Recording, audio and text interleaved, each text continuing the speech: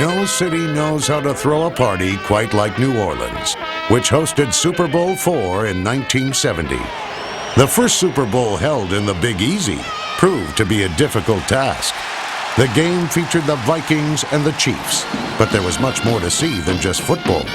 Pre-game festivities began with a parade modeled after Mardi Gras. If you're going to do something here in New Orleans, if you're going to try it, you better go all the way if you call yourself entertainment. Going all the way included the release of 20,000 colored balloons and 3,000 birds, nearly causing a mid-air catastrophe that resembled an Alfred Hitchcock horror film revisited. It looked for a moment there was going to be a collision. They missed by inches of really have a calamity. As pigeons filled the horizon, dueling trumpeters representing each team played the national anthem. One of the musicians was Tonight Show band leader Doc Severinsen. His rendition of the Star-Spangled Banner nearly turned into a funeral dirge for a co-worker of broadcaster Pat Summerall. He looked at me and he said, I think you ought to get somebody else to spot the game. The game is about 5 minutes away now. And I said, why? We hired you. We thought you were the best. Why? He said, because I think I'm having a heart attack. And with that, he falls right over in the booth. He wasn't the only one falling flat, as a hot air balloon destined to soar struggled to get off the ground. It was a little windy that day, and the floats and the hot air balloons started going over toward the stands. The balloon holding a Viking mascot caromed out of control, resembling a sinking Nordic ship with no life preserver.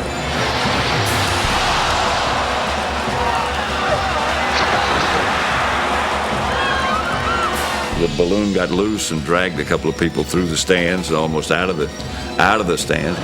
Fans in the stands began fleeing for their lives.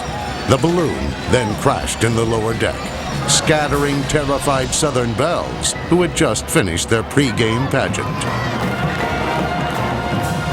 Super Bowl IV organizers hoped to create a surreal experience, but this wasn't what they had in mind. Fortunately, no one got hurt, but it was pretty scary, and that was only the pregame show. When it didn't work, it could be disastrous, as was the Battle of New Orleans halftime show. They had hundreds of soldiers spread all over the field and all sorts of cannons.